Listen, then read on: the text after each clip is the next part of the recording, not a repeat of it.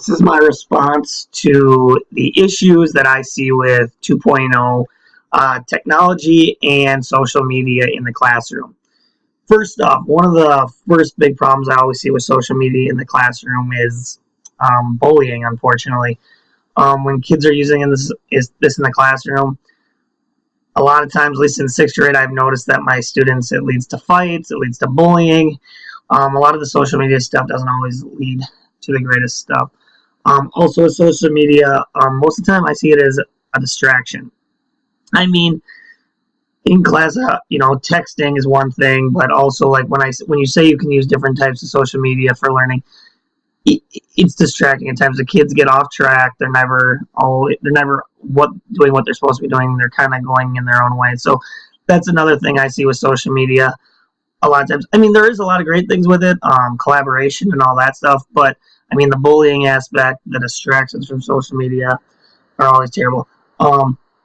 Some ways of dealing with that issue, though, are putting restrictions. A lot of schools can put restrictions on what social medias kids can log into and which ones they can't. So there is a way around a lot of that. That's just one way our school does it. We have restrictions on like Facebook and different social medias like that as well. With 2.0 technology, I mean, there's a lot of great ones. There's a lot of not so great ones, but one of the issues, at least that I see at my school from time to time, is the connectivity. Sometimes the internet is too slow. Sometimes the computers are too slow. The processors aren't good enough. So some of the technologies aren't able to work as well. Some of the technology is also quite expensive. That's an issue. Through grants and different things, sometimes you can get those downloaded, but that is a problem.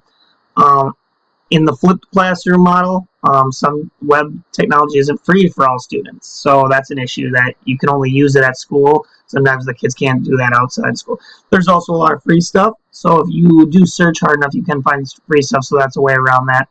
But the price is always a concern. The connectivity through the internet, also a concern. I mean, there's ways around that. There's a lot of great ones that you can find for free that the students can do at home and you can do at school as well. But there are some issues with that as well. Overall, 2.0 technology and social media, they are positive. I mean, but you do need them. If the kids are going to be successful in the 21st century, they need to know how to use these technologies. So I definitely do see the positives from them as well. Those are just the few issues that I do see with the technology of 2.0 technology and social media. Thanks.